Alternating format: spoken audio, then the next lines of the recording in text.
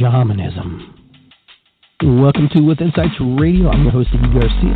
I will take you on a journey across the universe through shamanism, metaphysical, and holistic. So sit back and relax and enjoy the show.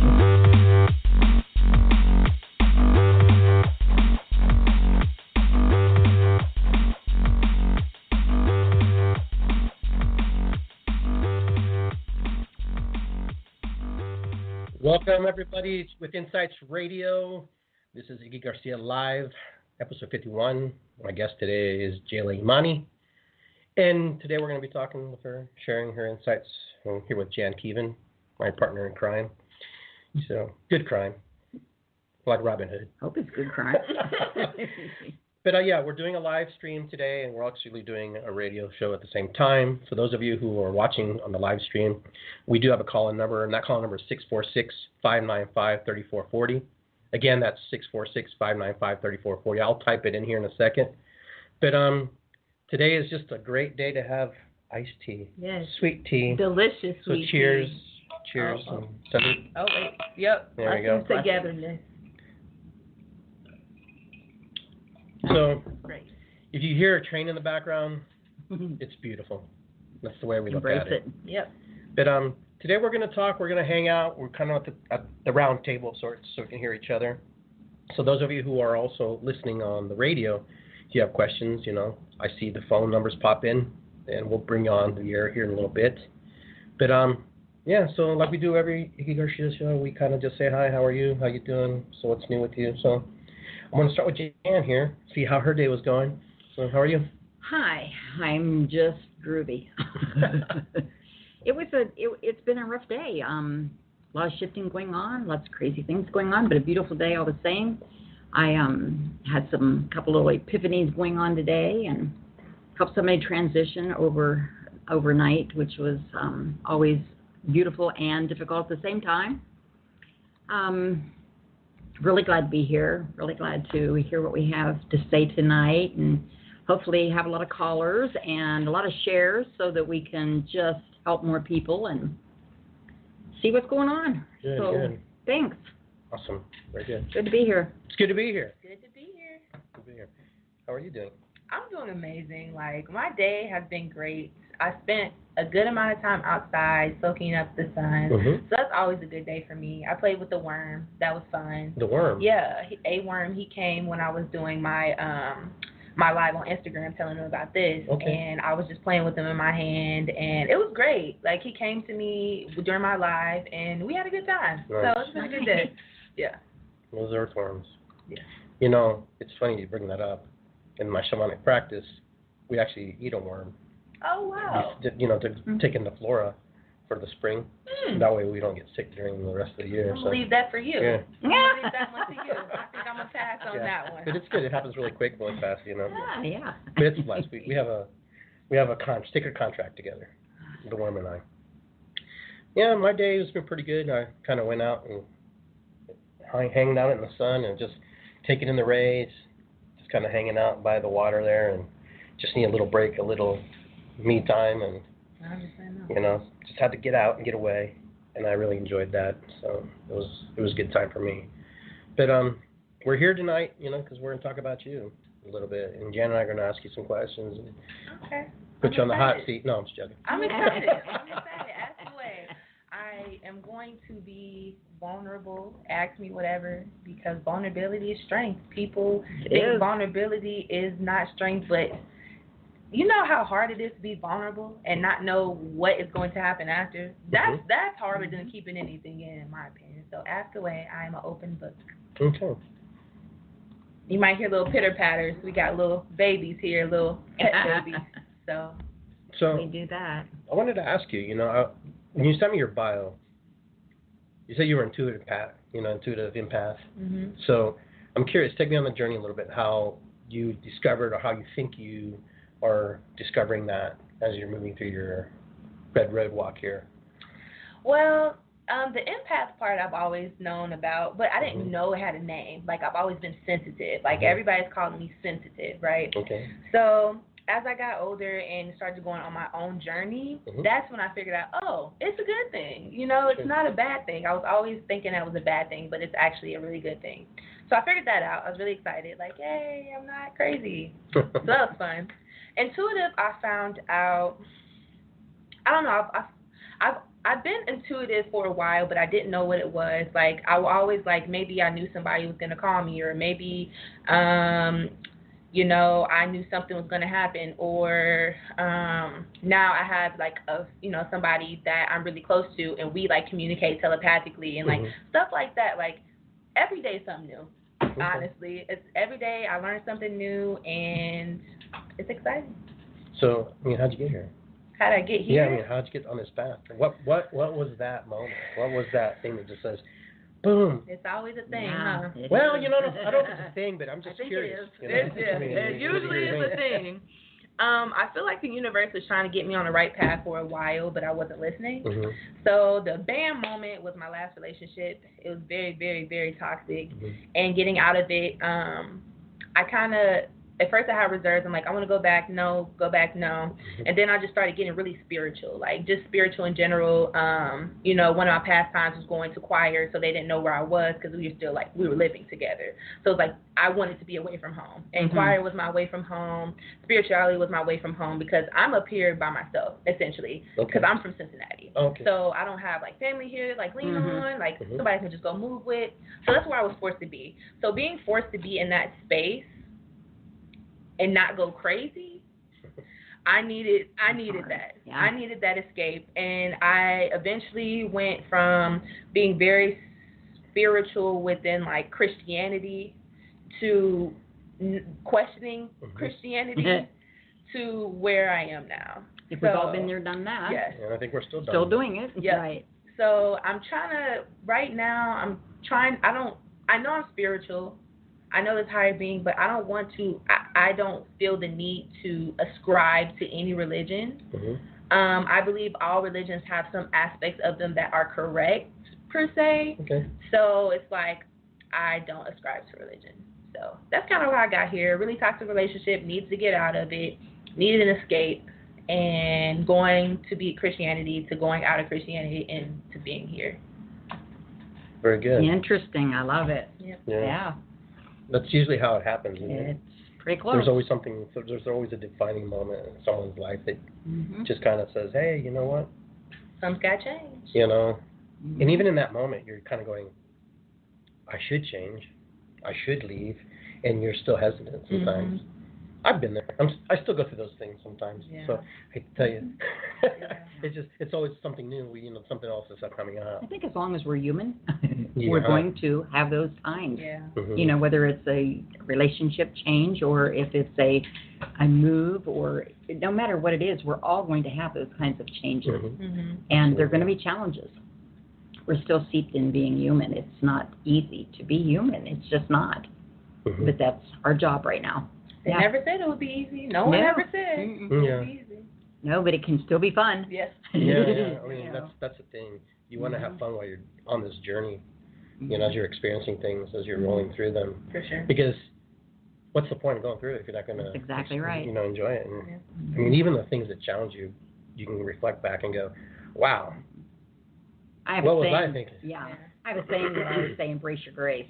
Okay. And to me, that simply means that, I say to you quite often, I've had the most remarkable life ever. I tell people that all the time. That does never mean that it was all rosy, because it wasn't. It was full of thorns, but my thorns were remarkable thorns. I kid you not. I've embraced my grace my entire life. I don't have any shame anymore. I'm over that word. And by getting rid of that word, it has helped my empath ability, my intuitiveness, my gifts excel.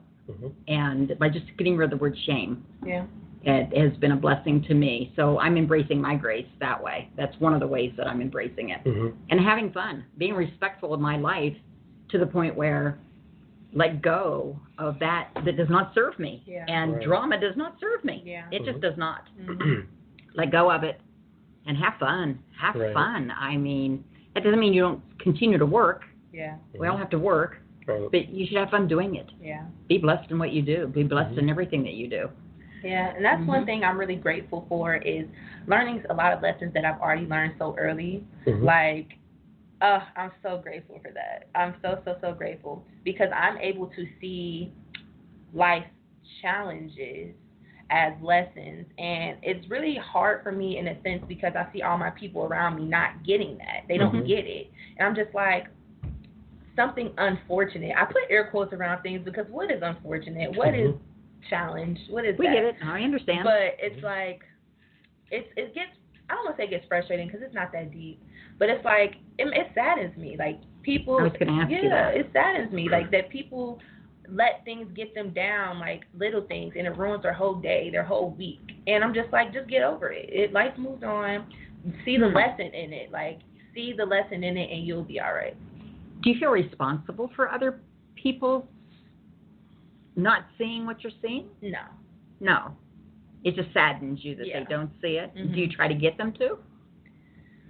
I may explain it. I don't feel obligated. Like, I don't feel like, if I feel like maybe like situational wise, like, this is, see the lesson in this. Like, it may be something small like that, but it's never like, I need you to see lesson in this, or I did not feel fulfilled. Like, well, this is good. Yes, I don't feel that. So you have empathy for them. Yes. Instead of sympathy. Yeah. Because a lot of us, some people have sympathy for people because they feel bad for them. But when you have empathy for someone, you acknowledge them, but you're like, well, you know what? It's your shit. Yeah. Like Jan would say. But you carry that on. Yeah. My daughter taught me that. Yeah, I was about to say the I was going to say the buckets. Yeah. I have to thank my daughter for that one. This is PG-13 show. Oh, it is. Poop. Well, rated R just a minute ago. Yeah, exactly. A bodily function that we all have, whatever. Yes, that was a good story. We have fun on these shows. We're supposed to. Yes. But and I feel like for me, when I'm empathetic, and this is just me and my personal way I think of it, because I had to learn to differentiate between empathy and compassion. Yeah. So empathy for me personally is being able to step inside somebody's shoes and truly feel their anguish or their grief or their pain or what it is they're going through.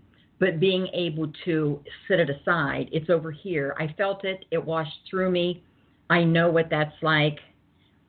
Not letting it carry on. But here, let me help you, or whatever it is I'm supposed to do. Over here, I cannot allow that to define me at that moment. Yeah. But I still have to feel it so that I know what to do for them to move forward. Sure. And then compassion is just, I really feel for them because they don't have that joy that I have. But then again, sometimes I think, do they know it? Yeah. They don't know they don't have that joy. Not yet. Yeah. So I'm learning to let go of that as well and just look at everybody. It's individual for everybody. Yeah. And it's interesting that you mentioned compassion because before, like a year ago, I would never consider myself a compassionate person. Like, that wouldn't be the first thing that popped in my head, like, for me. Really? But, like, now it's, like, it's definite. Like, I definitely have compassion for people. And it's, like, when I say sadness, I feel like that's more of the compassion, kind of, because it's, like, don't you, I don't know. It's just, like, I don't know. It's just, compassion is definitely something I would consider myself to be. And somebody actually called me compassionate today on my live. And I was like, oh, yeah, that was the affirmation right there. Like, I know what it is. Like, you are. I talk to worms you're a and compassionate flies. person, like, sure. Yeah. So, and I eat them. Yeah. Let's not go into that. So, reading your bio, it was talking about you when you're spreading love and positivity throughout the world. I mean, in what way do you do that? What way do you share that? I mean, I know I hear some of the things you've said, but take us on a journey. Take us on what your day is like when you're doing your work. Because Jen and I do our work. I want to know what that's like. So one way that I spread love and positivity and light is by Instagram. I think that me being younger, that's a good platform for me to reach the people of my age. Whether or not they understand it, they're going to have to scroll past it. And one day they're going to stop like, oh, let me read that, Good idea. So I post inspirational picture, like they'll have like a quote. And then underneath I'll put like how I feel about it, and like it's a lot receptive than I thought. Like there's a lot of people who I would never think would like those type of things are liking it. So it's like I'm getting like 50, likes or whatever on these posts, and I'm like, okay, people are receptive to this. People are hearing it. People like it. So I try to post that like every day, if not like often, very, very often. So that's one way that I like kind of brighten people's day a little bit. I brighten people's day like just with walking in my light every day, like being just so happy and just so. I'm just like when I was younger, I didn't really have. I don't want to say I didn't have manners per se, but. Like now, I'm just like, I'm happy all the time. I'm like, how are you doing today? Well, that's great. How are you feeling today? Well, that's amazing. Like, I'm just like extra. I don't want to say extra because it's me now, but it's like, I'm just so happy. And it's like, it rubs off on everybody that I am around. And that in itself makes me very happy. And I can see it, And I have a lot of conversations I probably wouldn't have had if I wasn't as nice. I've gotten connections that I probably wouldn't have if I wasn't as, genuine. And people feel it's genuine. It's like you can't be mad at me because like if we're having a conversation and you don't agree or we're having like a disagreement, I'm so nice about it you can't be mad, and it's just so funny. Wow, it's literally so just funny. Standing in it. Yes, girl. literally. So for example, I had a phone call. Okay, so I'm having kind of issues with my job kind of right now, and the management is pushing me right. So before you continue that, I'm going to interrupt you just for a second. Would you please share with us the type of people that you work with? Yes. Not the management people, but yes. Yes. I work with people with disabilities, developmental disabilities, and it's really my passion. I went back and forth between elderly and then this, but it's like this is where I'm drawn to. This is where I'm gravitating towards, and they are special people, and it's like it's so sad that people can't see it, but I can, and that's all I can really control. So thank you for that. So now knowing that, share with us the part about the management. You're having difficulty with your management. Yeah. So basically, I do good work. Nobody can tell me I'm not doing good work. All my clients always love me. Period. Like they never complain about me. So management is like kind of pushing me, like communicating with me via email. Like for example, they said, well, we need to meet up. I see you get off at such and such Friday. See you then. So it's like at that point, past Jayla would have been like, what do you mean see you, da-da-da? You don't know what I'm doing, da-da-da-da, because that's very inconsiderate. It's very inconsiderate. But kind of Jayla, hello. Hi, I am not available this Friday, but I would love to meet with you guys some other day, So then, they're telling me, oh, you can't work again until we meet. So I called them. I'm like, hi, how are you doing today? I'm doing great. They didn't ask me how I was doing. I was like, well, I'm doing amazing as well. So let's go ahead and talk about this, right? So we didn't really see eye to eye, but the way I was delivering everything I was saying, I know I have the words that I want to use to communicate, and that sometimes throws people off because I believe a lot of people get in arguments because they don't have the words to communicate how they feel. And so since I'm capable to do that now, it's like it's like you can feel them being angry. But it's like they can't be. That's exactly right. And it's just like, that's right. It's amazing. It feels great. And like that's what I had today. And I'm saying I'm having an amazing day. And it's like I had those problems with them, but it didn't affect me. And it's still great. Killed them with kindness. Yeah. Wow. Yep. We do have a question online. Okay. Adriana Arts asks, as an empath, how do you protect yourself from absorbing other pains when you are working with other people's pains? So I think that something that came really naturally to me is deep breaths, like pushing it away. I don't know what it does, but it just came really naturally to me just to breathe and just kind of push it away, like when they're talking. And I realized it because one time my friend was calling me contemplating, like, not suicide, like they were about to off themselves, but like talking about it and stuff. So it was like, I felt it kind of trying to enter me, and I was just like, I'm like, what's that? And I'm like, oh, okay, that's something. So that's one thing I do. And another thing I do is listen. So one way that you can get dragged into somebody's stuff is that they're talking to you like, oh, yeah, why would they do that? And that's how you get emotionally invested in something. That's how it pulls you in. Right. So you literally have to just listen, right? And I might have like little things to say at the end, but I'm not about to get emotionally invested in your poop. So very good. Yeah. Mm-hmm. Yeah. So that's Mm-hmm. what I do. Good. Hey, I you don't know. know, they say It we're works. real. And if that works, you do it, right? Yeah. I mean, that's the whole thing about doing the work that you do, and that the three of us do. We have our own ways, our own practice, you know, our own techniques. We share with other people. And sometimes they just evolve right in front of us. Mm-hmm.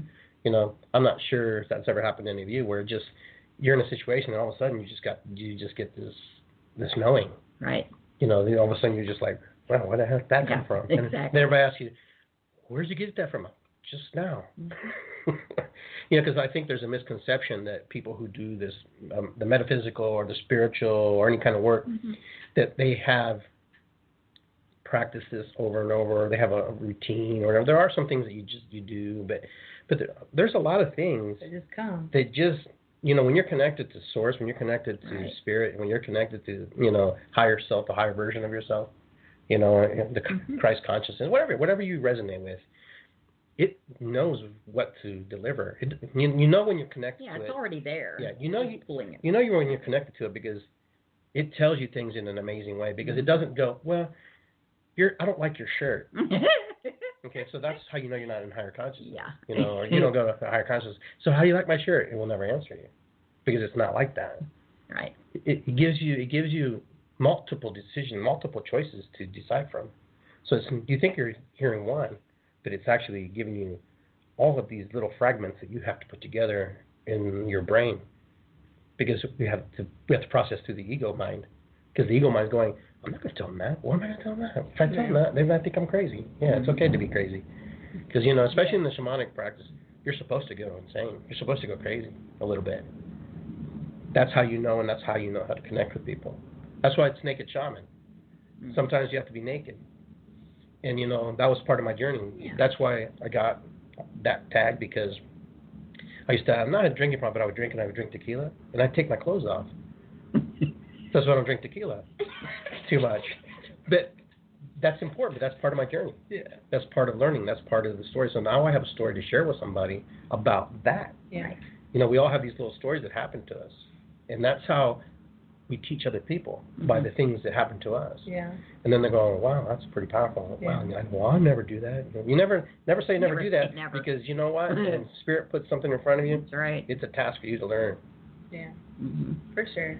Now, the cool thing is you're pretty connected to nature. Yeah. So, so what's nature do for you? You like that talk. You like that. Yes, I love nature. It allows me to. It's meditative in a way because it allows me to not think about stuff. I just love it so much. It's just like I see the beauty, and it's like I feel like since there's a lot of people in this world who don't see the beauty and stuff. I feel like I got to take it in for them too. Like I just feel like I'm in awe. Like when I see nature, I'm in literal awe. Sure. And it's like when you think of certain things, like we have veins in our body and there's veins in leaves. It's like people like. How do you not see the magic in every single day? Like, So I'm outside. I'm looking at. Okay, somebody sees a tree, right? They see a tree. They see the leaves. They just see green, right? Mm-hmm. I don't just see green. I see this color green, this color green, this color green. The greens that happen when it's flowing in the wind. Like if you ask anybody who has been with me recently, like, when I'm outside, I'm just like. I'm just looking like, look at that bird. Yeah. Hi, Mr. Squirrel. Like talking to animals, talking to, like I said, like I was actually Jayla Doolittle. I was actually talking to a gnat the other day, and I was actually with somebody that's really close to me. And they're like, and they know I talk to animals. Like, don't talk to it. Don't talk to it. I'm like, I don't want to talk to it. So like, I just talk to any animal and every animal, and just nature just makes me. It's like a recharge. It's definitely a recharge. Especially the sun. Like I just love baking in the sun. Like it's like yes, and like when I was younger, I was more insecure. So like the representation of black, right? Mm-hmm. So it's like light skin is cute, right? So it's like this is like know that. in the black community, it's fetishized to be lighter skinned. So when I was younger, I would be insecure about being darker because I was on swim team and the pool and chlorine in and out. But it's like now I see so much beauty in my skin in the different shades and the different tones, and it's like I just love myself so much. It's so unconditional. Like, it's so unconditional. So it just makes me happy to just be in the sun and gain those few extra shades, and also gain just, I get downloads when I'm in the sun, too. I get a lot of downloads. So it's beautiful. Like, I know stuff about animals that I don't know how I knew, and, like, stuff like that. Like, oh, is that a armadillo? Or, is that a robin? Or, like, it's just like, where did that come from? Yeah. So Nature's funny because my friend told me a story about, she went to the beach, and she was laying there. There was this really big girl, and she had a little skinny friend. And they camped their stuff down, and she had a box of cookies or something in the, like, you know how you get in the store. So she noticed that this bird was flying around, and she didn't give it much thought until the girls went to the water, the inflatable raft thing they were going to do. But all of a sudden, this bird comes down, lands on the blanket over there, and lifts the box lid. And then the other one flies and stands like sentinel, watching when the people are coming by. Then all the birds came, okay, and ate all the cookies. They may have left one, she thinks, but I thought it was so funny and so amazing that we don't give our brethren, you know, the animal kingdom, credit, that, you know, that they're smart, that they have a consciousness, that they know what they're doing, that they have a soul, that they're even capable of structuring that strategy. Yeah. You know. And but you know what I thought was really funny, because she said the girl came back, and she's like, "Where'd my cookies go?" That's funny. But that's just a cool story. I thought I would share that because I thought, because when you were sharing, you know, you talked to Did you the realize mat. how she didn't realize the correlation between the bird? Yeah. And where'd my cookies go? She had. I don't even know if she even knew what happened. I mean, yeah. From what I'm gathering, this woman didn't even realize that these birds ate her cookies. So the birds were they were gone just as fast as they got there. And they were plotting since the beginning. They knew. Yeah. They knew. Yeah. But that's the winged ones, you know, the four-legged, and you know, the standing, you know, creatures and everything. It's beautiful. With nature, when you can talk to nature, and I'm really big on that too, just because the path that I'm on. I feel like I'm related to everything, to you, this chair, and everything. The creatures out there, they talk to you. You know, my last show was just about that. You know, communicating with those creatures. I was really excited to learn about the animal medicine. I say that, you know, every animal brings their own medicine. Absolutely. And I'm just like, Iggy taught me that. Absolutely. So, yeah. I had an amazing experience today that very quickly, but I have a grandson who's 4 years old, and he was over here today with his dad looking at something to help me with. And I walk out back and take a few steps, and all of a sudden I'm like, oh, wait. And there is a baby bird, but feathered, but not flying yet, sitting in the grass. And I immediately think dogs, you know, did they hurt it? But no, they didn't. And so we're all looking at it, and Benny, the little boy, he's like, well, pick it up, Graham, you know, pick it up. And I said, nah, let's just wait a little bit, you know. So we waited and walked over to do what we were going to do, and when we're standing there, I see out of the corner of my eye Robin come in, and she has a grub in her mouth. Oh. And she lands, and then all of a sudden she sees us, and she goes away. And I said, it's okay. You know, I just talked to her, and I talked to her, and I talked to her. And finally she came over to where the baby was and fed it, and then talked to it, and then it started hopping. And she'd go a little bit more, and she'd talk to it, and it would hop some more. And she hopped that thing out of my fence, out of the chain link fence, through it, into a safe yard, because there were dogs here. Yeah. Oh, wow. And it was amazing to watch. I mean, it was amazing. It was just amazing to watch. And I had such gratitude for that mother taking care of that baby like that, and really protecting. She was trying to teach it to fly. That's what they do. I didn't know this at the time, but I learned it today from my from Benny's dad, and Eric taught me. He said, no, they're on the ground for a couple of days, and they finally learn to fly. And Sure. Yeah, it was interesting. Sometimes as humans we believe that we're helping things that, you know, Right. actually we impede things sometimes. Mm-hmm. You know, butterflies, for example, people try to break a cocoon open for a butterfly, help the butterfly out. That's the worst thing you can do. Right. Kill it. Because you'll kill it or deform it. Mm-hmm. Because it needs all that liquid, all that DNA, all that juice to, you know, help it transform. Yeah. It's not done until completely Its out. womb. Yeah. And then, So it's ready to and then go when out. its arms, but its wings spread, you know, the sun dries it off and then infuses it into the body. Oh, wow. And so Right. when that butterfly is ready to fly, look it up because there's pictures of butterflies that are like, I don't know what's up, man, but I can't move. Thanks, Iggy, but no thanks. Yeah. Yeah. Thanks for that help. You know, but we do Not. that. And, you know, something like the bird, for example. You said the bird, you know, you thought it was helpless and it was wounded. But like I told him in the show, But to just wait. You have to be the patient. animal kingdom, you know, has its system. I know. Yeah. You know, a baby giraffe is born ready to run, or it's going to be dinner, Yeah. someone's dinner. Mm-hmm. You know, so we are the most vulnerable of all Yeah. creatures, us. You know, we have to actually, you know, carry our babies until they, you know, Yeah. for a long time actually. Mm-hmm. Some till like Yeah, 25. humans are the only ones like that. Sometimes. Till Some to 52. some to Oh, wait a 25. minute. 42. Sorry. No, that's true. I mean, it's really true. Mm-hmm. Humans really are the only ones that aren't born walking or, you know, kind of like ready to. With a defense system. Mm-hmm. You Yeah. know, and birds are the next evolution. Right. I don't know if you knew that or not. Scientists have said that birds, the next evolution of really thinking brain type creatures are going to be the birds when we're gone, because they're able to construct some very intricate nesting. They have planning. They do indeed. The crows are really amazing, powerful, because Yeah.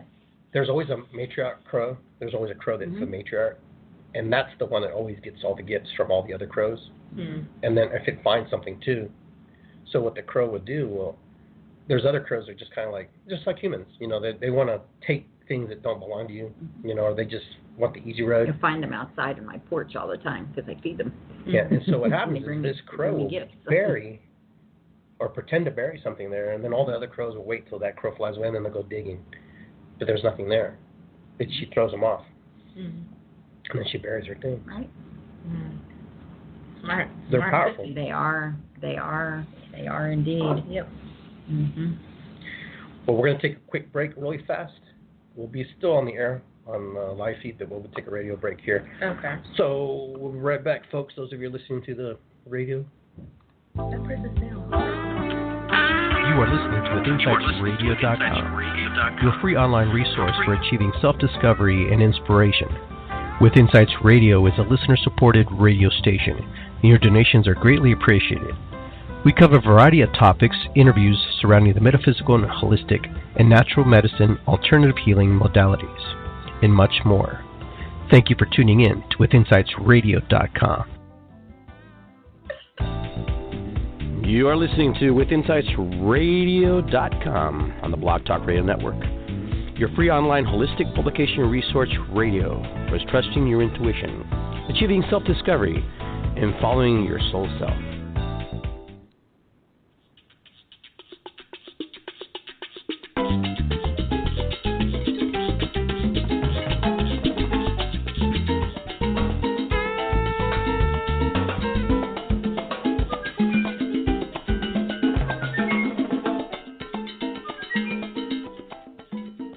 Hola, amigos, ¿cómo estás? Ignacio Garcia, Jay Kevin, Jayla Imani. We are here live in Columbus, Ohio. We hope you're enjoying the show tonight. We're just kind of having a little round table, hanging out with Jayla, getting to pick her brain a little bit about who she is, and you know, we're just having fun. You having fun? I am. Good. I am enjoying it. I'm going to take this caller here and see if they have any questions for you or for anybody on the panel. See, they might just be listening, so they may talk, may not talk. Hello, caller. Welcome to the show. Do you have any questions for Jayla? Yes, I do. It's Jay calling from Canada. Thanks for talking to you. You my question. Yes, thank you. My question has to do with grief, and just wondered how your experiences, dealing with it and things like that. Because I'm going through grief right now. Is that for me? Or just the panel? or the panel? First the panel. Okay. I'll address grief, if I may. And Iggy, you may want to, too. Sure, You've experienced some very recent grief. Grief's just a very, very personal emotion, to say the least. And I think that when you take fear out of dying and take away, the fear that seems to surround it and give it its proper place in that we all die. If you're born, you're going to die. So, we grieve the loss of somebody because we miss them. Mm-hmm. But if you can reconcile in your heart and in your brain, because your brain does one thing, your heart does another. And if you can pull those things together and reconcile them with, as long as I carry somebody in my heart, they're no longer dead. That would be number one. And number two, it would be honor them by letting go of your grief. Honor them and their life by saying, wow, I was really blessed to spend time with this person, whomever it was, for however long it was. And think to yourself, surely this is not the end. And hopefully I will get to experience them in some form or fashion after I leave this earth as well. I'm not saying to have some belief system or anything like that, but if you can wrap your head around some of those things that says, I am in spirit form and I'm born into a human body, and when I leave here, I'm going to be a spirit again. Mm-hmm. So we just kind of continue in another form. So that grief is just a loss of that person who is in that body here on this earth. And although it does hurt, I would never take that away. If you can just make your brain reason enough to go, well, okay, they're in my heart. I can still talk to them. I can still show them pictures because there's spirit everywhere. Mm-hmm. And you just have to learn to communicate with them and love them in a different shape, in a different fashion. It's like they're living in another country right now. And you can't physically touch them. You can't physically talk to them maybe, but you can do all of those things through your mind and in your heart. And you'll find, I believe this with all of my heart, I believe this, what I'm about to say. I believe when you practice those things and you do those things, your grief washes away. And it's replaced with this joyfulness because you realize that person that you're grieving over really is with you all the time. Mm-hmm.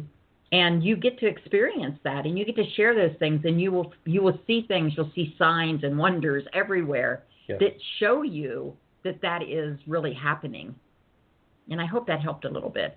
Blessings to you. I'm sorry for your grief. Yeah, thank you. Yeah, I agree with Jan. The year of my grandpa passing just passed in May. So, and my family's taking it really hard, especially my mom. It's literally, I believe that she is in borderline depression because of it.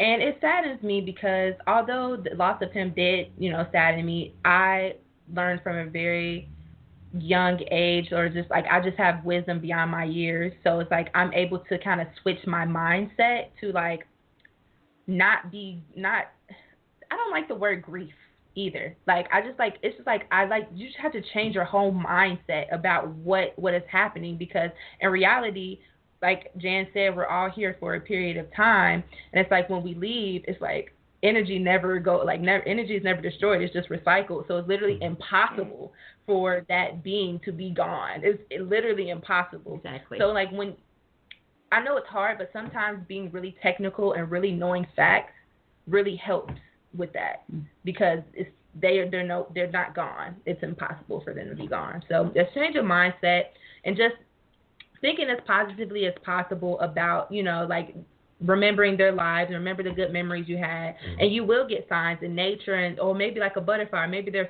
the cigar they smoked, you smell it one day, or it's little stuff like that. So yeah. Yeah, and everybody's grieving process is different. Mm-hmm. Sure. Everybody, some people move through it very quickly. Mm-hmm. Some people grieve forever. I mean, there's a point where, like Jan said, it was a good point. It's kind of like my mother passed away in February. I didn't quite still can't wrap my mind around it, because she's always been there. Sure. She's always been, a good support for me. Mm-hmm. But, I put her in a place where she's on a trip, like she's doing something very, very magical. And one day I'll catch up with her and meet her. And that's been helping me a lot to be able to do that, because children, number one, grieve differently than adults do. Children can just be they're very, nonchalant about it. You're going, aren't you going to grieve? I already did. Right. But they're still more connected. Right. Than adults but adults, we're right. so we hold so much memory and so much information in our minds that we aren't able to process it sometimes, because it's the experiences, it's the memories that we hold on to people, like you said earlier. Yeah. We're still moving through that. Yeah. And you know what? Personally, I would just take your time. Oh, don't rush it. Sure. Don't push it. Whatever you are. Yeah. One day, I will believe that you will say, I'm okay with this now. I understand. You'll understand, because while you're moving through the process of grieving, you'll learn who you are. Right. And how vulnerable you are, and how open you are, or how closed you are. Yeah. Because what happens when you're grieving, you either shut down or you open. You're either going through all the gamuts of emotions. Yeah. You're going up. You're in the positives. You're in the negatives. You're in the defiant. And you're in the aloof. All those modes. Right. I also find it, if I may, when you're in a period of grief and you're courageous enough to reach out and ask somebody, what do you do with grief? Which you are right now, by the way. Absolutely. And I'm really, honored by that. So when you're courageous enough to reach out and ask somebody about grief, then you are at a point where you are able to do some scientific work. I mean, it sounds technical, like Jayla said, but nonetheless, these things really help me. Look up subatomic particles. That's subatomic particles. That's what everything is, including humans. That's what everything is. There's nothing that doesn't come from this earth. The table, the computer, everything that we use comes from this earth. And that's right, we're all energy. And so if you can break things down like that and recognize that human emotion that you're having is beautiful. It's beautiful. It is something that we have yet to explain. We can talk about our bones, and we can talk about our brains, and we can see all of these things, but nobody has been able to define that human emotion, that human spirit that is so powerful in us. So it's a great time when you're courageous enough to ask about grief. Yeah. Then it's time for you to say, I want to know more. I need to dig deeper into me, and what am I all about? Because that's kind of where I feel like you're leaning. And I didn't mean to do a reading, but I just felt it. No, but in Western culture, we don't have ceremony. We don't hold ritual. Burying somebody and have the pastor or the preacher up there praying. And for a lot of people, that's not enough. No. In other cultures, in indigenous cultures, they have ceremony because they believe that their ancestors never die. Right. They're with us. So they will have ceremony, dances, stuff. If you ever notice, when after the wake or after the funeral, everybody gets together and eats. I mean, that's probably the closest thing that we have in Western culture, where we remember, we show pictures and stuff. And, but we don't really, we're remembering, but we're not, hopefully we're celebrating. Hopefully we're going, and that in indigenous cultures, our people never die. Right. And we also prepare them. And, I'm a death doula, so, I'm with people when they die a lot. And on the other hand, too, we prepare our loved ones. Sure. We don't send them to funeral homes. So, there's a lot of things that we need to bring back that would really help with the grieving process. Because you're ministering to your loved one. You're the one who's ministering to them in their final hours here on this earth. And that's what I find with hospice programs now.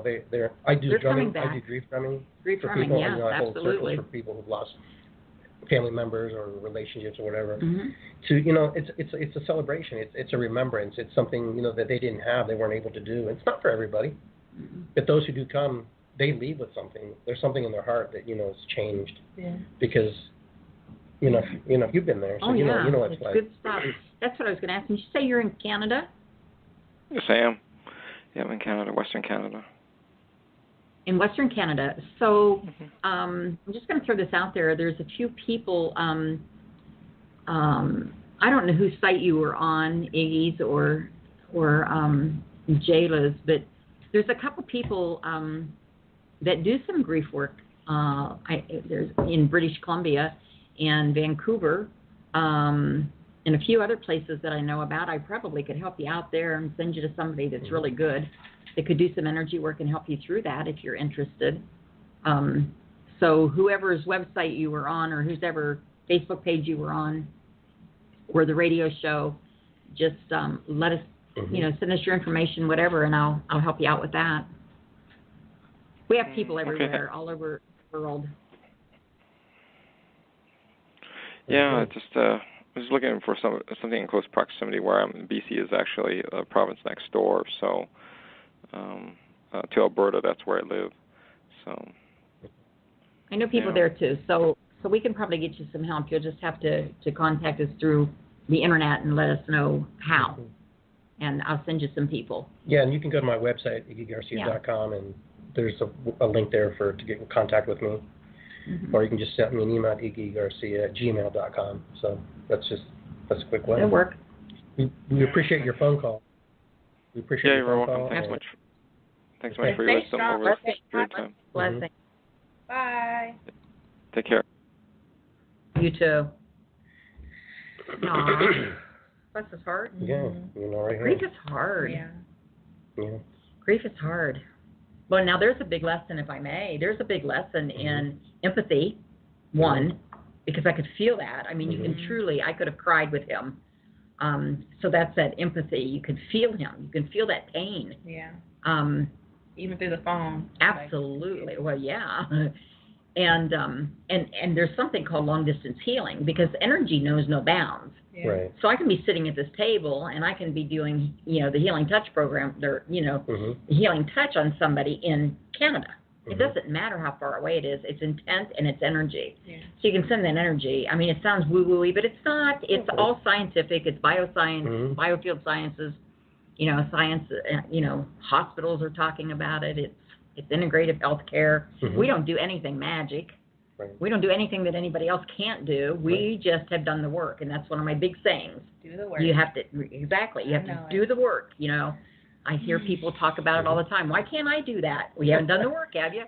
Yeah. You have to do the work, and it takes a while. You just don't get. Nobody is born walking. Right. You just aren't. Yeah, that's true. The cool thing about spirituality, though, is that it comes much quicker than walking. Absolutely. I don't disagree. Like that. Slap in the face. It comes really fast. Spirituality comes fast.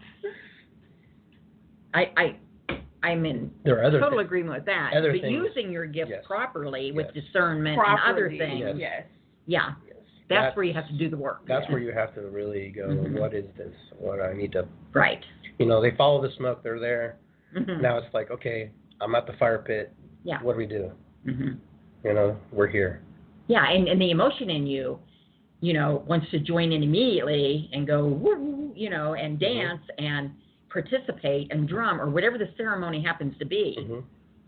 But there is truly a proper protocol for drumming in ceremony or dancing in ceremony.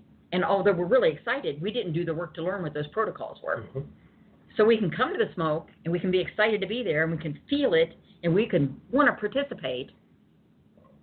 And that's the whole point right there. We want everybody to be like that. Yeah, then they get there. Then they're going, what happened? I don't know I can't ground, or I'm not feeling good. All right, guys. I never told him that. You're not the only person. This happens to a lot of people. This is everybody. It happened to me. Including me and Iggy. We all went through I've been there. I was like, well, yeah. Yeah, me too. And then all of a sudden I'm like, I'm laying there going, whoa. Whoa, yeah, what's a flower? But now relatable. Been learning that process. Yeah. I have people go, hey, you know what? Just breathe. You said earlier, breathe. Blow it out. There's things you do. I remember when I was doing this work, I got to the point where I was one of the last dancers in Great Council where we did the winter dance, where we would drum. They would dance that dance for 3 days. Oh, wow. Okay, but that day we would dance for because we'll do that in September. Was it what? was close to 4 or 5 hours I was dancing. I didn't even know it was 4 or 5 hours. I didn't even realize it. And I'm dancing, and the full moon's out, and we're dancing, and we're going, you know, and everybody's dropping off, and then I ask, I go, so what's going on? Well, we're here to support you. We'll support you. He says, you're the last dancer. You haven't dropped yet. Yeah. And so, out of respect for everybody, I stopped, but I could have danced all night. The reason they do that is because you go into a trance. You go into a meditative state. Right. You get a message from Spirit. And when Spirit sends you that message, okay, they write it down. Because there's a message from Spirit. So when we go to the Nemaha Great Council, that's what we do. We register that. We want to see what Spirit had to share. And even the ones that go down, they ask them, what happened? Mm-hmm. You know, what was your vision? Because the winter dance is about preparing for winter and preparing for spring. And you need snow. Right. You know, up in the mountains, you need the snow, because if you don't have the snow, then you don't have crops. Or they don't grow very well. Because you need the water to run off the mountaintops. So they would pray for snow, heavy snow, and make sure, because sometimes it doesn't snow. Yeah. And so that's what the winter dance is. That was also the ghost dance. And if you know anything about the ghost dance, you know, that's when you call and invoke spirits. You call, and you know, and all those people lost their lives because somebody else didn't understand what they were doing. So they were afraid. You talked about it earlier. Mm-hmm. And you know what? So they went in the coward, went in there and killed all those people. Mm-hmm. You know, because of sheer, number one, ignorance, and not willing to learn, and wanting people to assimilate to their culture versus embracing someone else's culture. You know, people perish, but that's happened through all history. Sure. White, black, doesn't matter. Right. You know, Peruvians were enslaved. You know, before they were called Peruvians. You know, the indigenous people of Peru, the Incas. Right. You know, there are Irish who were enslaved. You know, the Irish people had their caste system who was enslaved. So slavery is not a There's not a new, culture. it's not really a new thing. No cultures. Every culture's been affected by some type of slavery. Yeah, absolutely. You know, we're probably more in tune to it now because, you know, slavery is more prevalent to black culture. Yeah, you know, sure. It's part of what you endured in a shorter time. But there have been people, you know, almost every person on this planet has had some generational in slavery. Mm-hmm. But then it gets into past lives and all kinds of stuff, but we'll talk about that on the show. You know, you said something that interested me a lot, and that was when you're talking about the ceremony and you were the last one to dance and you hadn't fallen yet. Mm-hmm. Okay? So I only bring that up because you had mentioned about religion, you know, when we first started this conversation. And having studied just probably about every religion there is air quotes, there is out there, it amazes me that we all have the same rituals. We all have the same playing in the spirit. You know, go to a Pentecostal church. Yeah. There's tongues. There's spirit. There's people falling on the ground. Yeah. Go to a powwow. There's drumming. There's speaking of tongues. There's falling on the ground. You know, the Baptists have theirs. We all, Buddhist. Well, Buddhist isn't really religion, so let's not go there. Mm-hmm. But Muslim, Judaism, we all have those. We're all the same in that ritual, so to speak. Like the Sufis, they're drummers. Exactly. So it just kind of, I understand that organized religion thing is a problem for a lot of us. Mm-hmm. A lot of us. But I think it's certainly nice to be able to recognize that for me, it's nice to be, for me personally, that I have a higher power. And I like to think about that. It's comforting to me. Mm-hmm. No matter what that is to me, that's mine, you know, even if it's my higher self, whatever it is. But that's a comfort. It's just a way to hold my feet to the ground and be good. Yeah. Not that I wouldn't be good anyhow, but, you know, there's a fine line. Yeah. I know me pretty well. And I was going to say, I just believe, I don't think religion, bad and good is subjective. But I don't think that religion is necessarily bad, because whether or not you're whatever religion that you're ascribing to, you're still giving thanks to a higher power that deserves thanks. Mm-hmm. So it's like, I feel like religion is allowed in a sense, and not allowed like a human for it, like allowed in a sense, because it's bringing people closer to things that they don't even know that they're really getting. Oh, that's a closer to. really, really great way to look at something. Sure. That was awesome. It's us that, I want to say, corrupts part of it. Not all of it, Oh, but yeah, part of it. I kind of think you're right. You know, we had our God version. It's the man thing. Yeah, it's our God version. It's just the man because thing. we are a splinter of God. Mm-hmm. You know, and most religions believe. Some religions believe that, some don't. That we are. You know, if we're from the cosmos and we're from everything, Sure. then we're part of God. Then yeah. Or goddess, whatever you Well, want to there's believe. another radio show. Right, yeah. Yeah. Okay. So I'm going to interject if I may. Sure, go ahead. You'll probably kick me under the table, but I just want to put this out there because it's who I am. So Iggy has done these shows for years and years and years, and So if I have a disclaimer on this. no, you can put a disclaimer if you want to. Disclaimer. I'm just saying that donations are really important. You know, they really help us continue to do the work that we do. And I'm really big into that because it's an honor. It's an honor. Oh, my dog's And the dogs believe it too. It's an honor for you to donate, if that makes sense. And I hope that it does. I want you to look at your hearts and just really feel about that. It's just nothing's free, and we all have to eat too. Sure. So sorry, I don't hope not to embarrass you, but no, that's fine. You know, it's important. It's important. You know, that's what a lot of folks don't understand. Some do, some don't. That Excuse me. your spirits, your gifts are. You can't put a price on your gift. Yeah. Okay.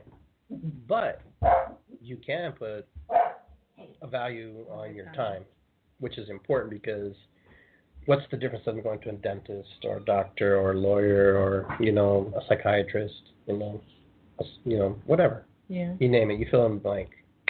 Yeah. Our time is valuable. Everybody's, and I think sometimes in our community that gets a big misconception gets misconstrued. People really don't take it serious. Yeah. Okay, maybe the word is serious. They don't take it serious. Seriously. I'm a grandma queen. Yeah. So, and I think people understand what I'm saying. Yeah. I'm sure they do. But it's just not. It's not. It's secondary sometimes. But the ones who do get it, they actually get a lot out of it. Yeah. They get the healing because there's an energy exchange. They've exchanged it. They exchanged the energy. Yeah.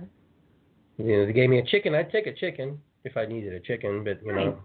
If they bought me dinner, that's an exchange. Mm-hmm. They lend me a few dollars. That's an exchange. What happens is when you don't exchange energy, then you have this underlying resentment. Okay. And that's what you don't want to have. No. Okay. Mm-mm. Especially a lot of young healers like Mm-hmm. yourself. And this is a good lesson for young healers because they're so excited and they're so pumped. And it only takes one person, one negative Nanny, or Ted, to say bullshit. Bullshit. How do you handle that? But you do what you do. You do exactly what you do. You keep smiling. You keep embracing. You keep sending him love. That's it. Because we don't know his story. Yeah. His story is his story. That's why it's called history. Yeah. His story. His story. Okay? They write their story. That he who wins or she who wins writes their story. Yeah. Okay? Speaking of stories, Mhm. we're going to be having some story fires. Mm-hmm. And I just thought I'd bring that up. You can find that out on IggyGarcia.com, Mm-hmm. IggyGarcia.com. Yeah. And look at the calendar on there. Some really good things coming up. Mm-hmm. Some nice classes coming up. And I think the fire meditation and story fires will be really nice for people. Be a great way to not only fellowship but to have some good healing around fire, some ceremony, and truly to be able to have story time like we used to have. Sure. And everybody gets to participate, and that's where the learning came from. and that is Around exactly fire. where it came from. The Cub Scouts, they share stories. Right. The Girl Scouts do that too. They will sit there and just Mhm. they'll tell ghost stories and stuff.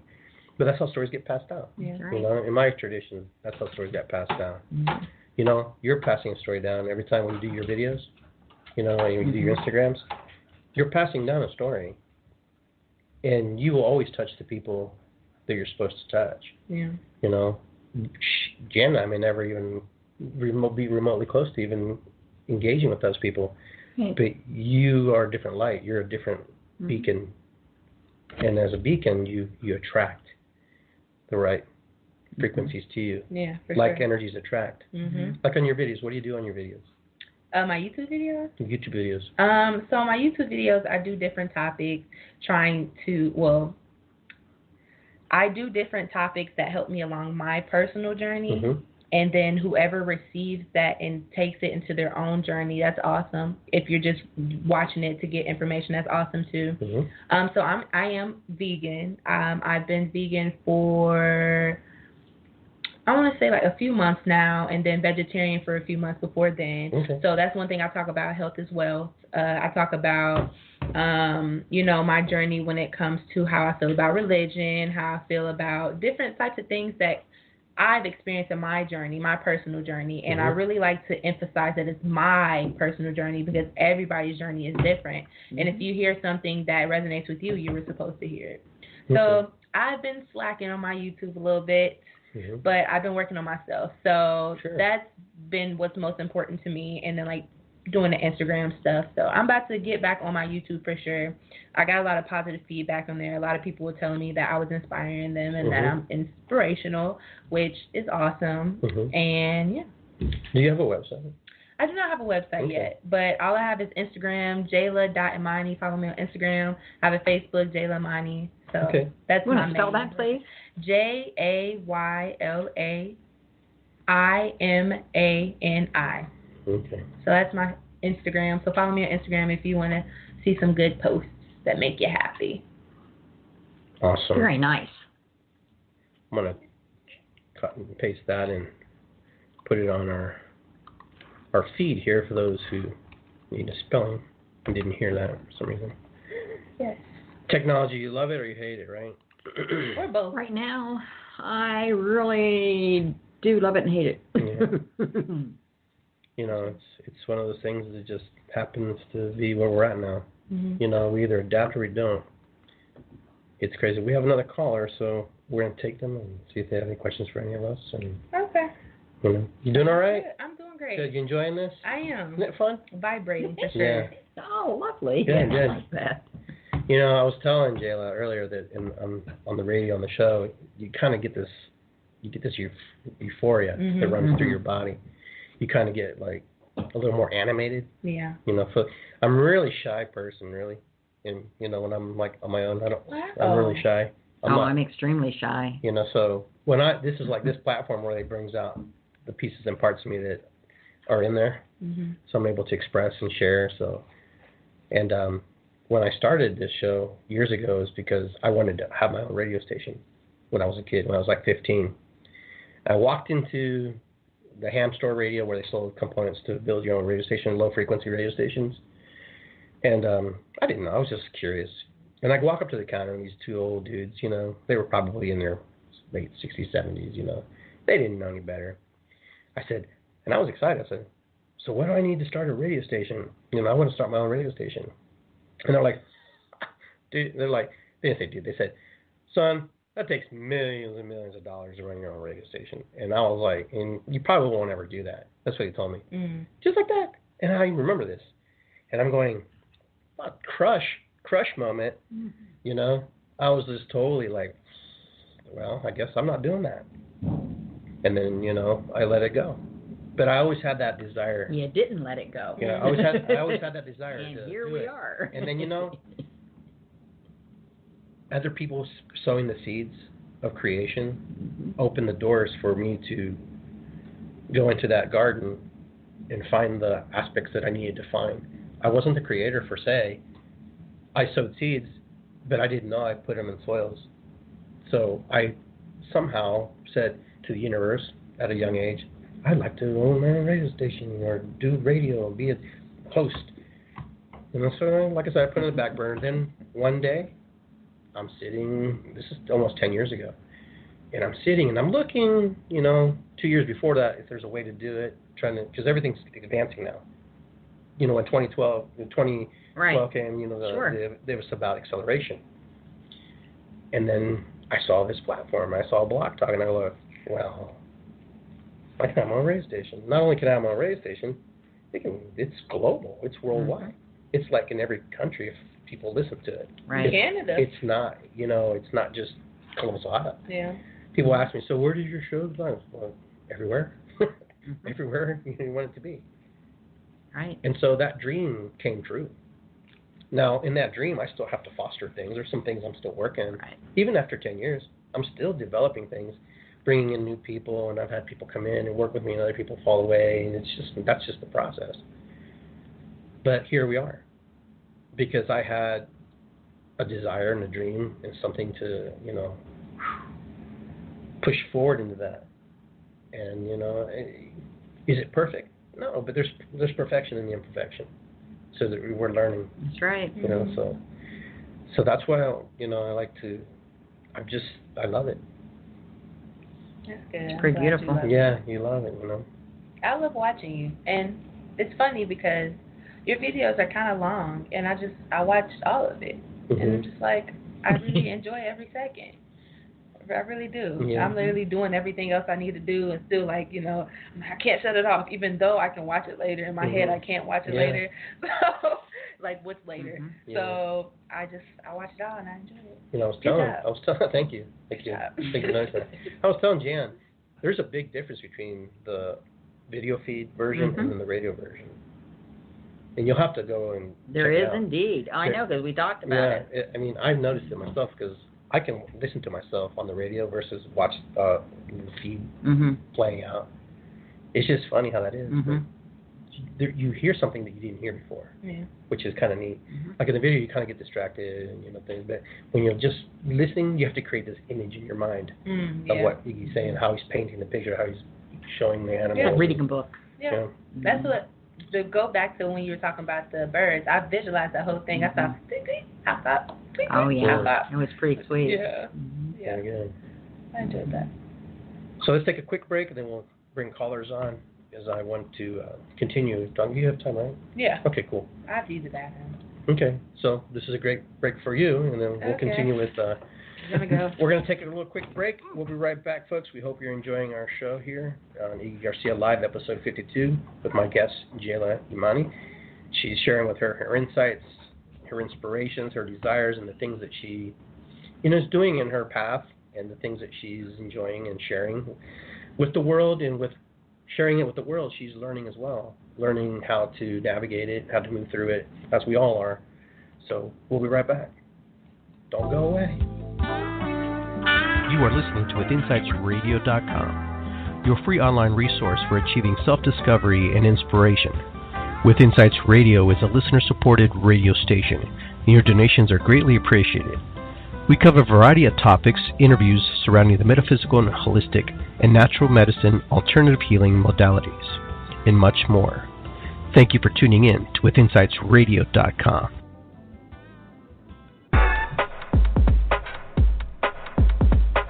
Yeah, man.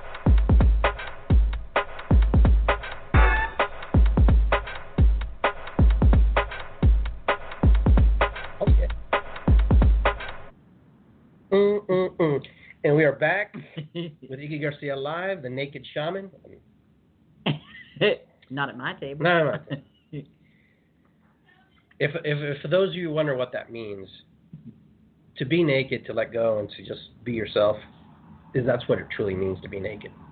Is to be able to be vulnerable, to be yourself, and just let it hang. I don't. You say that too. There's a naked shaman for you. There's one of those puns in there. There you Rapunzel, go. Rapunzel, where are you? Okay, but no, that's what Naked Shaman's about. That's what the show's about. It's about being yourself. And sometimes when we do this work, we have to get naked. We have to be vulnerable. We have to let go of our appearances. We have to let go of those boundaries and those things that we create in order to open up ourselves for the healing. Because all healing is self-healing. No matter how many people may run energy on you, touch you, move you, lift you, levitate you, it's your healing because you've opened the door for that process. You've opened the door for that to occur. So that means it's your healing, your self-healing. You're prepared in yourself. You're in the preparation mode. If you don't, you don't do it. That's right. That's one of the questions. I had a question too for you. Jayla was, Iggy was, sharing with the audience while you were visiting elsewhere about, you on your journey and the work that you're doing, and you're doing good work, and you're really helping people, and it's amazing. But my question to you is, would you share with the audience what you're doing, maybe to learn a little bit more about your gifts and how you're going about that, or what are you doing to get healing yourself? Everything is self-healing, obviously. When you help somebody else, you're healing also. Yes, but sometimes healers need to go to other people Yeah. and get help. And so do you have anything you'd like to share about that with people so that they would know maybe what to do as well?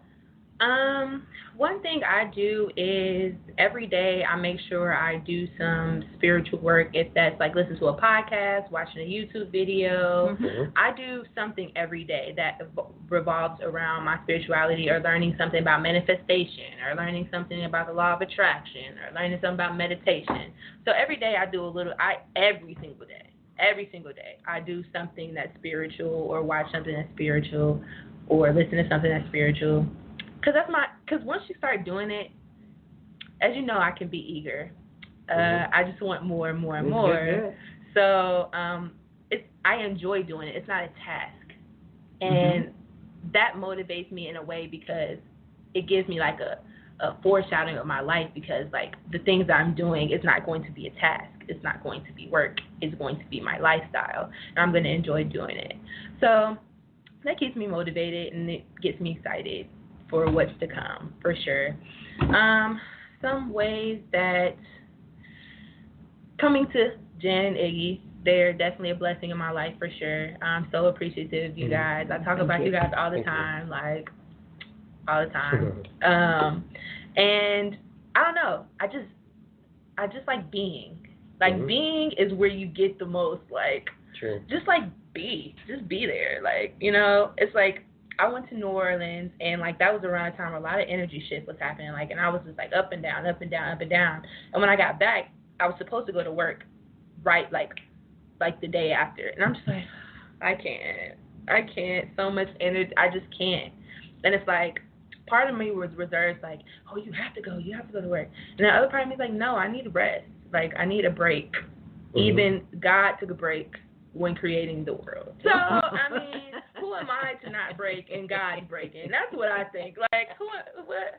Who am I? I kind of like that. So, just gotta be. You have to know how to relax. This society we live in is so fast. And it was built like this, so we can never be connected. So if we're always distracted and have anxiety and this and that, we can never be connected. And that's why it was built this way, so we can be in a mental slavery. So you have to be. It's so, so important to just be. You don't always have to be doing something. So that's one thing that helps me hone into my gifts and understand. Oh, and being alone. Yes, being alone is when I started to be this is who I am. Because when you're around people, when you have this need to be around people all the time, people I don't want to say they press their beliefs on you, but it's you get residue. Sure. You get residue, and you think that you're coming up with things on your own, and you think that these are the ways that you think, but no, these are the way that the people you're around think. So being alone is very important. Enjoying your own company, being happy in your own company. I know it sounds basic because everybody's you can't be in a relationship if you can't be alone, but it's it's very true.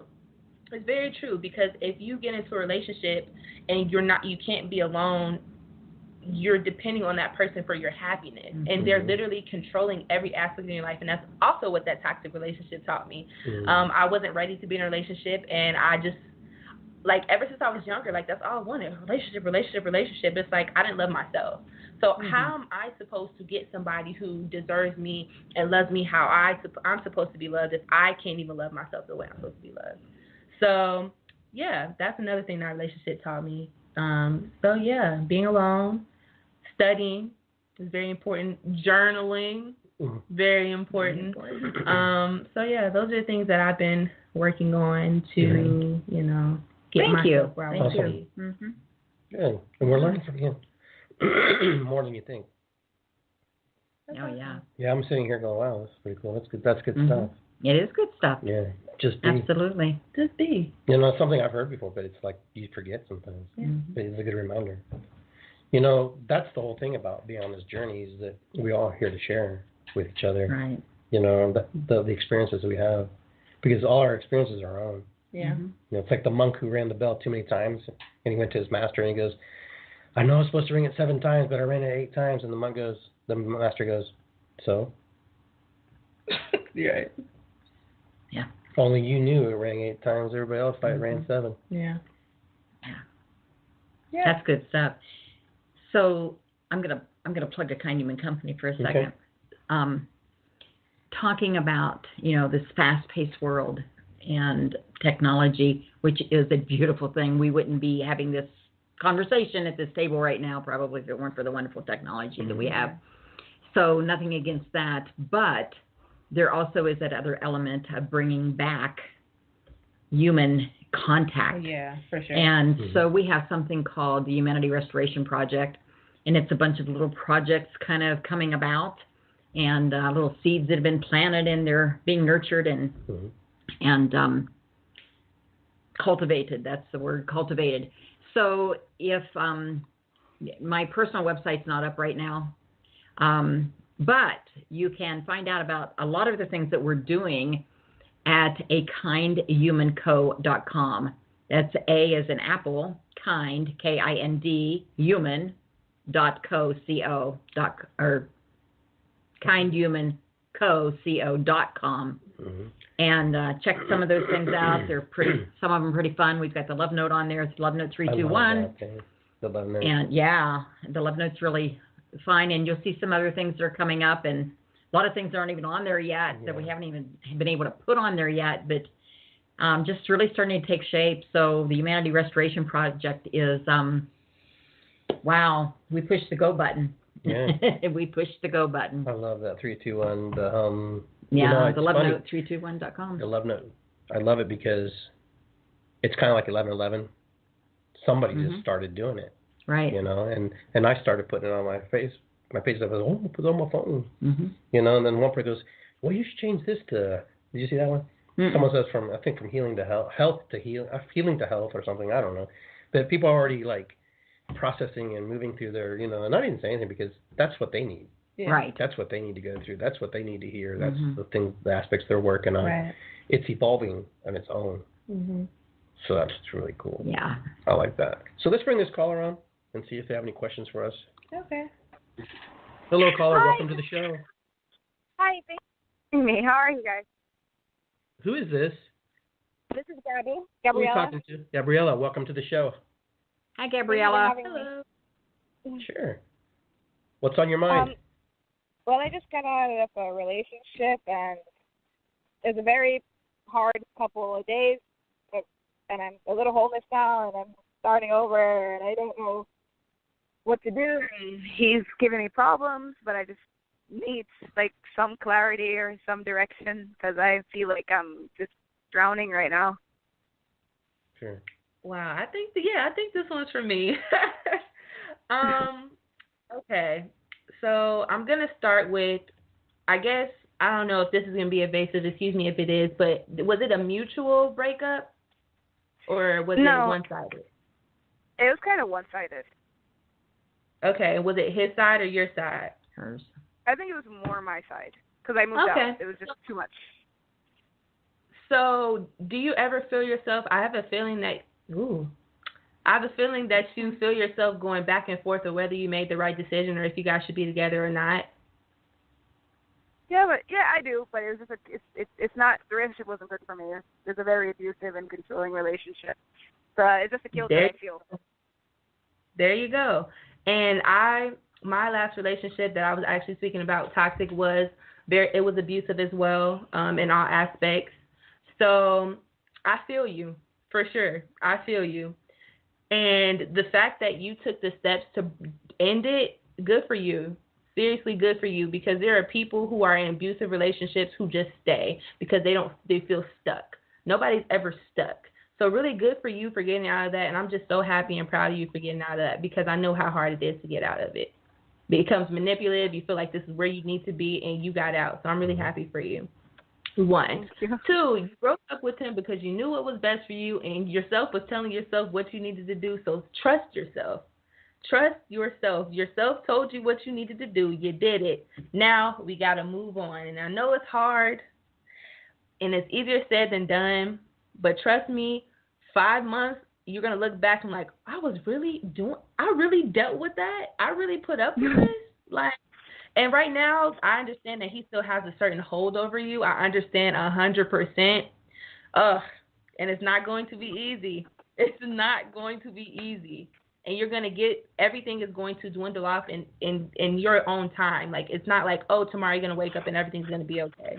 Everything's going to be okay when it's okay for you. Like, but you have to keep taking those steps forward. You can't stay stagnant. You can't be like, okay, now what? You have to you have to keep going forward. And I know it's easy to stay stuck, but moving forward is what's best for you. So is he harassing you any? Well, he's making it seem like I'm harassing him. I found, like, he has a business, and his business partner is trying to help me, and he ruined it for me. He called the cops on me, and now I found out that he's trying to use my roommate to claim, like, a restraining order or harassment, and I just don't know why he's being so evil towards me. I'm a little worried. I have to tell you this. Are you listening? And this is you really have to hold on to what I'm about to tell you. Are you ready? Yes. How he treats you is how he feels about himself. It has nothing to do with you. I really need you to understand that, because in this situation, it's easy to feel like, oh, it's my fault, it's my fault, it's my fault. No, he's treating you like that because that's how he feels about himself. He doesn't love himself. He doesn't respect himself, because if he did, he would love and respect you. And I'm sorry if this is like, I don't know how this is going to sound, but you didn't love and respect yourself to attract that to you. So now you have to take this time and be alone and discover what makes you happy and love yourself. You have to love yourself right now, because it can be easy to try to distract yourself and get into another situation. That's really, really easy, but it's just going to end the same way. You have to take the time for yourself and learn yourself and love yourself. You have to. Like, it's so, so, so, so important. And then once you start loving yourself, you're like, what was I doing? One day you're going to wake up and be like, wow, like, why did I ever think that I needed that in my life? I agree. I need to Gabriella. love myself. Yes? Mm-hmm. I want you to take a deep breath. Ready? Inhale that. Just feel that breath coming out of you. Jayla's right. It's not going to be easy in the beginning, but this is a good opportunity for you to create healthy limits and boundaries for yourself. Yep. Because somehow we have allowed somebody else to cross those boundaries of who we are. We get in relationships and we take people for granted, and things just happen. Here's an opportunity for you to rediscover who you are, and that will happen over a course of time. You're doing it now, because you're going out, honestly, to total strangers that you don't know. But we are not strangers. Not at all. Because we're all connected. We're all part of this grand universe. Along with the people who are doing this. Yes, along with the people there. And, we're not giving them a pass. We're not giving them anything. But we are wanting you to see that, that you're more beautiful than you probably think you are. Yeah, for sure. You have an amazing heart. You have an amazing gifts that you know what they are. Maybe we don't, but I know that you have gifts, because we all have gifts. Yeah. Okay, and you know what? The world's waiting for you to share those gifts.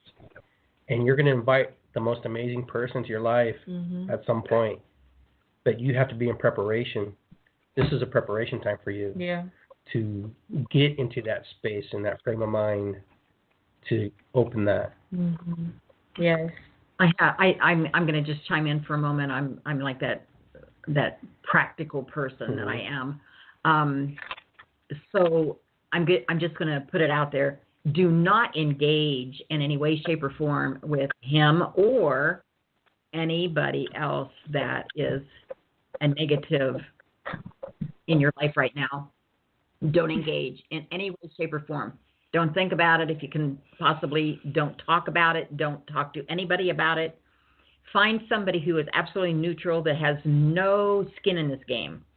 In other words, they don't care what happens to you or somebody else. Not that they really don't care, but their outcome is not vested in you, and their outcome is not vested in your ex. No bias. And that is the person you go to and say, help me. I'm not thinking clearly. I'm overwhelmed by all of this.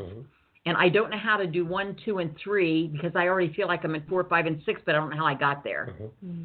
So find that person. Find that person. It might be somebody at church. It might be it could be many. It could be the checkout person at your grocery store. It could just be somebody that you can just say, help me. Yeah. And they don't know anything about it. Don't be all one-sided, because there's fault for you in this as well. There is with all relationships. You know, you're part of this. And think like that. Go back to thinking instead of that feeling. Get out of your heart and get into your head for a little bit. I sound very stern. I'm sorry about that, but that's kind of what I'm doing on purpose to get you out of your emotions. You need to be out of your emotions right now. You need to be in your head right now. Put your feet on the ground and say, I have work to do. I have work to do. I love myself enough that I'm going to get out of this. I'm going to get this restraining order stuff taken care of. This is not the way I'm going to live my life. And when you look in the mirror tomorrow or tonight, you look in that mirror and that person looking back at you says, you're worth it. You are a divinely created woman. You have an innate right to be joyful. You have an innate right to be happy. And you have an innate right not to be abused. And so claim all those things. Claim those selves for you tonight. Claim those things. They're yours to have. And I'm done preaching. And a few things that I need to say to you is, so you can't entertain it because that's what fuels him, right? So when he's going, oh, you did that, you cannot entertain it because that's what's making him want to do it more. Right. So I don't know if there's like a situation where you need to talk to him, because I know in relationships sometimes you share stuff or whatever. There might be certain situations where you need to talk to him. Then I understand that, but keep it very limited, very short. Let him know, make him aware without telling him that, okay, we're talking about what we're talking about and that's it. Because he would try to pull you in like, oh, well, da-da-da-da-da. Okay, well, I'll talk to you later. Like, you cannot entertain because that is what fuels them. That's why they do what they do. First and foremost. Keep kindness in your heart. Yes. Kill them with kindness. Yeah, one. Absolutely. The second thing I have to tell you is, because I feel like our stories are very similar, especially like with this situation. So I know you don't love yourself like you should, because that's where I was, and that's how I ended up in the situation I was in. You really have to take time to love yourself. And I will say, when did I get out of that relationship? Sometime last year, and now I'm with somebody involved with somebody who treats me how I'm supposed to be treated. And I'm just like, wow, I really dealt with so much BS. And now I'm in a situation where this person, you know, loves me for me. This person gives me things I never thought were possible. But the only reason why they're able to give me these things I never knew was possible because I went through that situation and I came out of it. Yeah.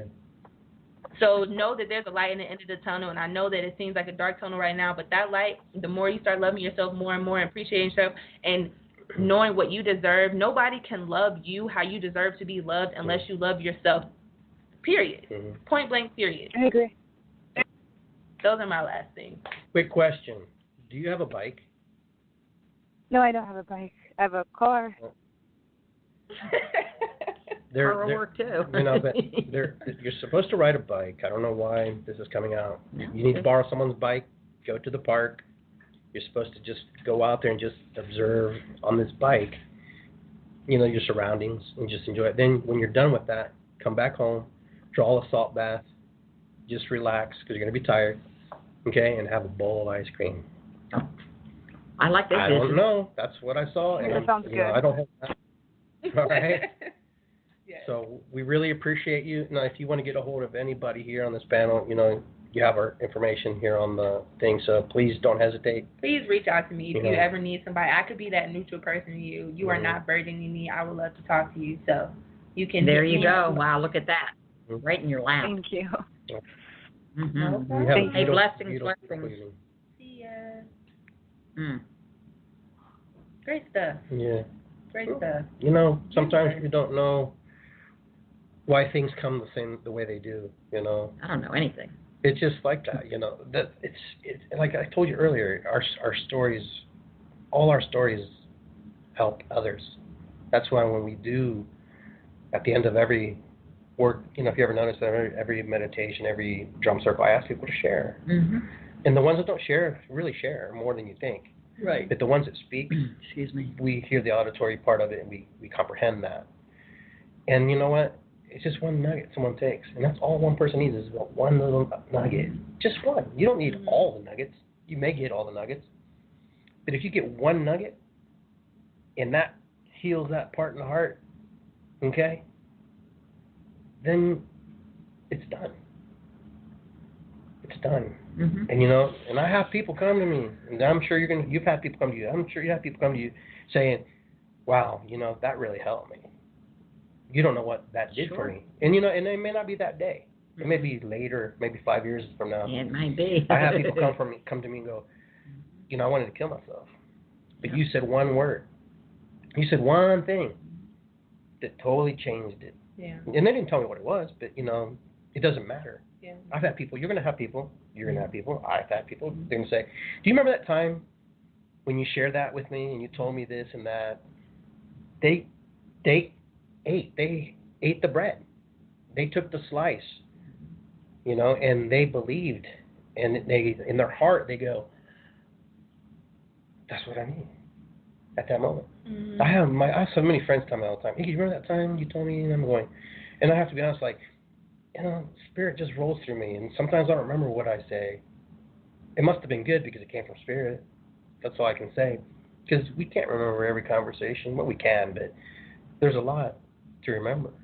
It all gets it's like a beautiful ball of wax, and you can shape it and form it and make it into whatever you want. Yeah. And it's beautiful because a lot of times why you don't remember it because it wasn't meant for you, one. Absolutely. And two, it's like people pick up what they need, literally. Like you go to a store, you pick up what you need. You don't pick up things that you don't need, you know. And I may not need the same things that you need. Absolutely. I don't eat meat. Maybe you want to go get some beef. I don't need that, you know. That's your toolbox you're filling. There you go. You know, you're filling the toolbox of your spirit, you know, the things that you resonate with. You're vegan. I'm not necessarily vegan. I can be from time to time. I see you. You know. You know, with your suits. Yeah. Stuff. I need some recipes. Yeah. But that's our journeys. Yep. We're all much more connected, you know, even with Gabriella and the gentleman from Canada. Mm-hmm. Oh, that was meant for now. There's a story there that we have to hear again. Yeah. A reminder also. Yeah. You know. Daily reminders. Daily reminders. Daily affirmations. Kind of like your app that you have on your phone. Mm-hmm. You were sharing with me earlier. You know, so. I feel it. It's a magical, beautiful world when we have the eyes and the heart and the ears to feel and see it all. And she's special. She doesn't even know how special she is. Sure. Mm-hmm. I feel it. Like I feel it. I did too. Yeah. She was very courageous, if you ask me. It takes great courage. That came right. It's just like to step out of your comfort zone, because that is a comfort zone. Mm-hmm. She was hurting, and it does. It takes great courage to come out like that and ask. And it could have been someone else saying, "Hey, you need to get out." You know, you're never truly ready, but you have to move forward. Put on your work boots and your backpack and just do it. Yeah. Fear is sometimes literally debilitating. Yeah, absolutely. And no matter what that fear is, fear of leaving, fear of what's going to happen next, fear of anything, fear of the unknown. Yeah. And that's all fear is. Yeah. That is all fear is the unknown. If you know what's under the bed, you're not afraid of what's under the bed. They say false evidence appearing real. Yep. So, you know. Well, there's that too. But, you know, fear is also a good thing sometimes. It also absolutely. it can save us. Yeah, it can that's protect where us. the ego comes in. You can't have too much, not too little. Right. We need it, but Sure. if it's too much, then it's not good. Nope, that's right. For sure. I don't know if you guys have ever heard, like, we on this planet think, like, hate is the opposite of love, but I've heard that fear is the opposite of love. And that resonates with me a lot because it's like, if you're fearful of something, like, you can't love it. You know what I mean? So it's like, that was just very interesting. I felt like I should say. And I've been taught it's all love, even the things we don't think it's love. Yeah. Right. But there's also an awe of love versus all love. All love. But none of it's wrong. I've had people challenge me that. Well, what happened to my friend who got killed and blah, blah, blah. Is that love? People do that. It is. And it's like, yeah. I mean, how is it a God if he took mine to like this? He didn't. No. She didn't. Yeah. It didn't. Mm-hmm. But you know what? But we have to put blame somewhere because it's too big for us to hold. Because we're human and we have to rationalize it. You can't get through the day without one little juicy rationalization. And Spirit goes, I mean, like, nobody can. I can handle it. Bring it on. I'll Bring take it on. Right. The universe is here to hold it for you. You don't want it, I'll recycle it. That's why I recycle stuff. I don't know if you ever noticed the work I do. Recycle. I like whatever I don't need, recycle back to the universe and bring it back in a way that is more empowering for everybody. Because and I say those things. I mean, I literally say them out loud, and you've heard me. I say, you know what? I don't need this anymore. It has served whatever it needed to serve in me, and I'm done with it. And here, you can have it back.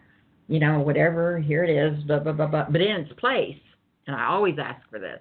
In its place, I would like to feel some peace about that.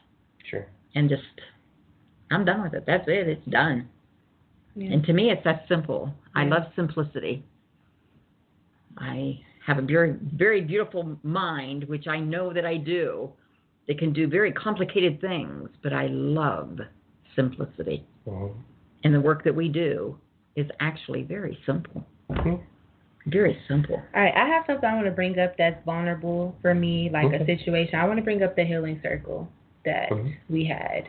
I don't think I remember everything that happened, but I would like you guys' perspective on what happened in that moment. I know you told me kind of like how you felt about it, but I feel like there was moments I don't remember, like. So yeah. I bet there's moments you don't remember. And I want to know what happened. And I don't mind telling people. Do we have time? Yeah, we have 22 minutes. Okay, I'm ready. So you want to tell them about the drumming circle at the Reiki Center? That's where we were. Maybe we should start there. Let's go there. Please. Sure. And would you do that?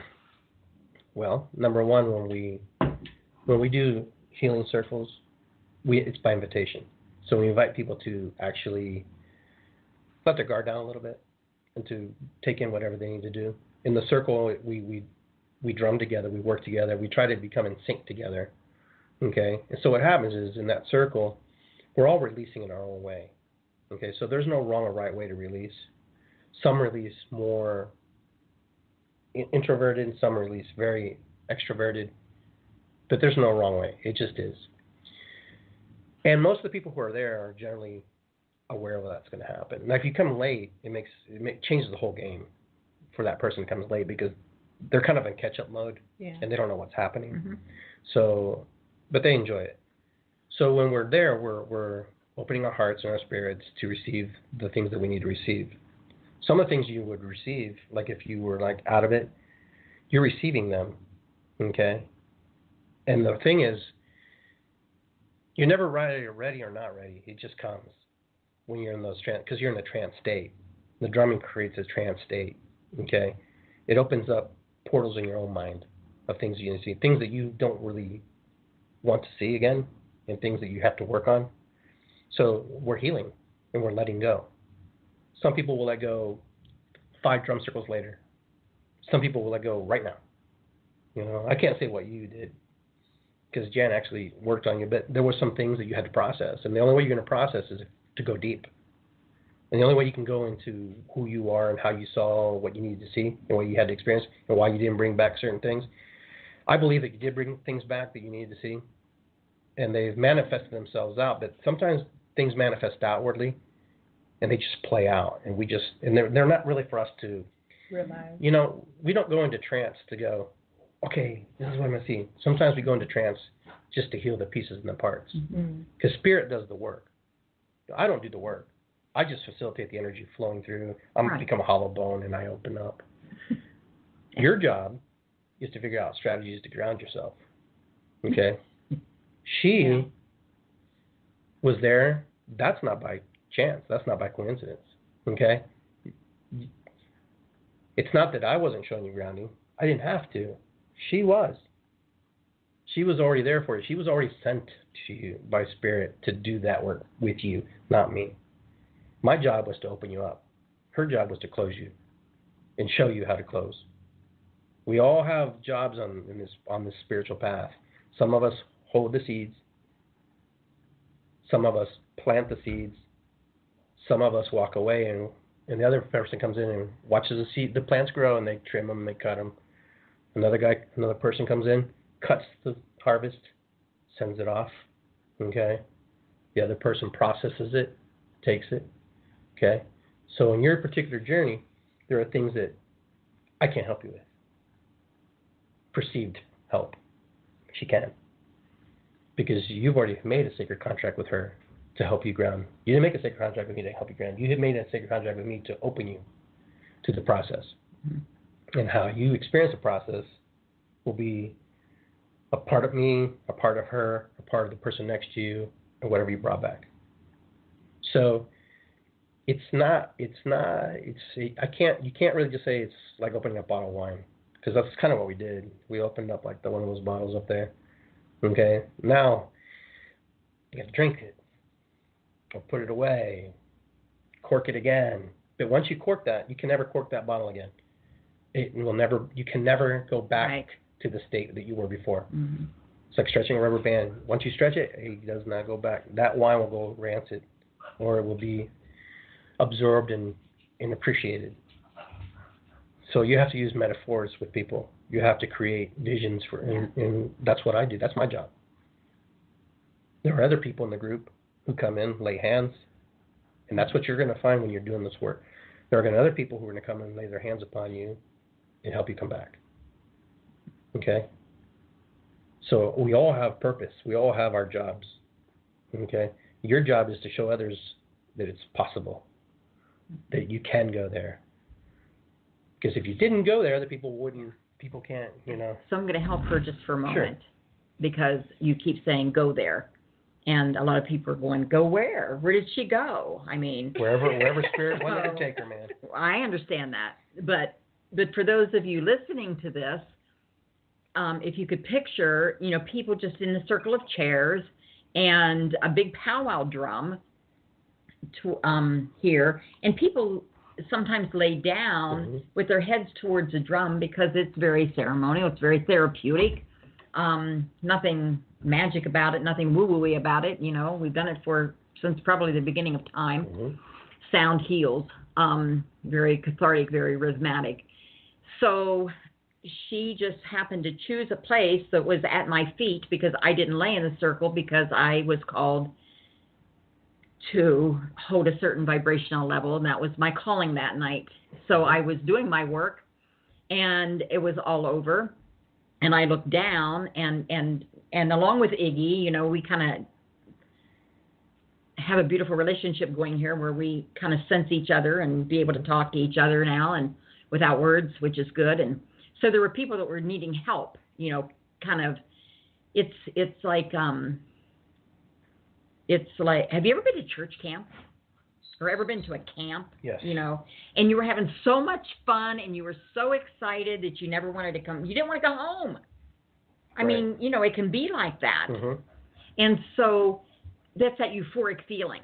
So people felt that, they feel euphoric when they're down there because they've released and they're letting go and they're comfortable and they're relaxed and their vulnerability is like stripped away and they feel like they're wrapped in a cocoon and they're safe. They're in a safe place. I actually said that to you. It's safe. You can come back. So having said all of that, you're sitting there And I literally say to you, come on, you're going to sit up. And you just looked at me, and you were just gone. You did not want to come back to Earth. And when I say that not, I don't have a unicorn thing sticking out of my head. I'm just saying that you were so deep in your meditative state, and it was so peaceful to you, and it was such a taste of everything you wanted to be. It was euphoric. It was truly euphoric. If you believe in a heaven, that was your heaven. Whatever that is for you. You were there. You were so there. And I said, you have to come back to Earth. You have work to do here. You can't stay there. And you argued with me. You never said a word, but believe me, you argued with me. And because I'm older and I have more insurance, I said, oh, no, you're coming back. So I started giving you math questions.